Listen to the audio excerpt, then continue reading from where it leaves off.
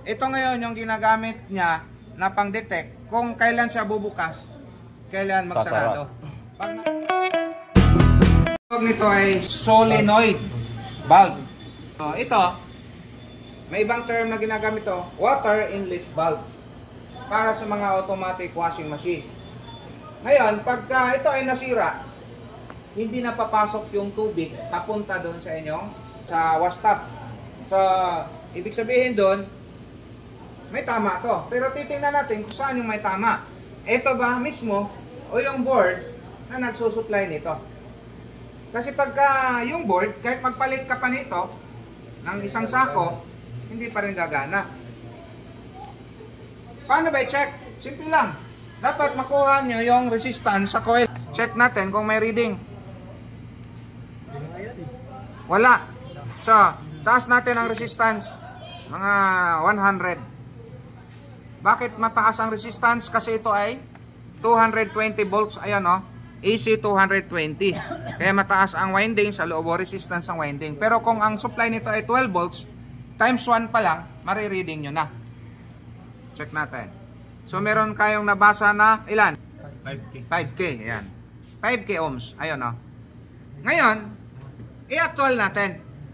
Kasi usual na sira nito, open. Unang madalas na problema, open.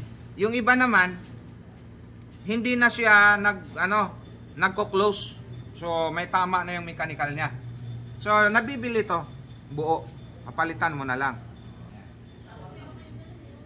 So mapapansin mo yan kung sira siya, hindi na, wala nang reaction.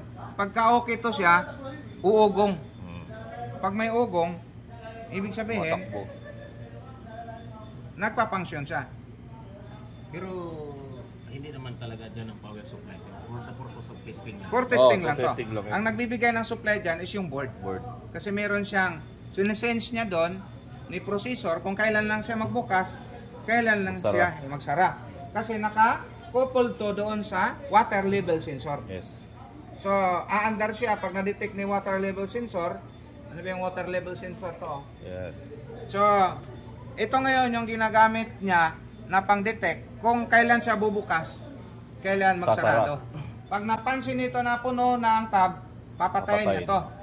So, siyempre, nakadepende pa rin yan kay processor. Kasi si processor ang nagsasabi kung kailan niya buhayin. Kumbaga, ito yung basihan natin na magsisense kailan buhayin, kailan patayin. Ibig sabihin, sir, may motor yan sa loob. Kasi coil. Relay. Walang motor. Coil. Coil. Tapos meron siyang parang rotor sa ilalim, pero hindi umiikot yun na. Rotor, umiikot yun eh. Bar na siya ngayon yung hihila o bababa doon sa valve natin. Okay, saksak. Saksak na ka. Ayan o, umugong. Umugong siya. So, yun, kung papansin ninyo, may ugong siya, magbabibrate.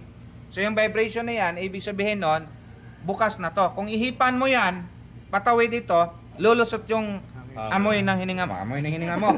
Yung hangin. Ayan. Tapos, pag bitawan mo, hindi na makakalusot yung hangin. Ibig sabihin, close na yung tubig. So, ganun lang ha. I-actual natin. Mag-ingat kayo sa testing.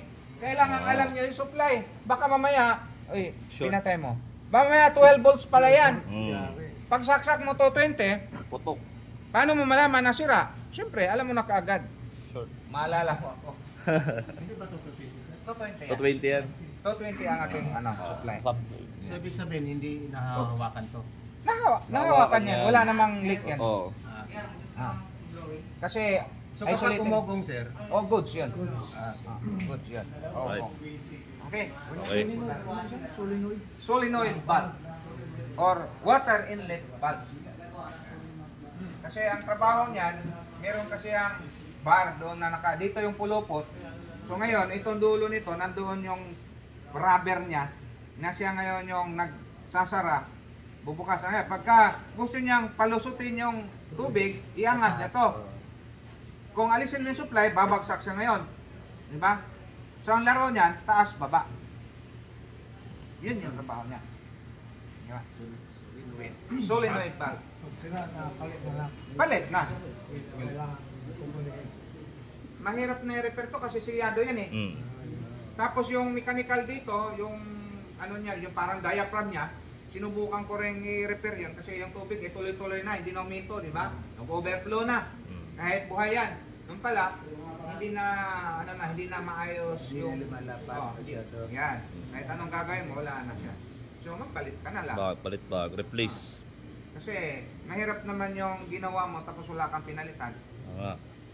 Mahirap maningil na ginawa mo, Sira ngayon. Ayos Nagawa. na yun, sira. Mamaya. wala kang pinalitan, naningil ka ng mahal. Mas maganda yung kaya pala mahal ang singil, may sira. Tama. May dahilan.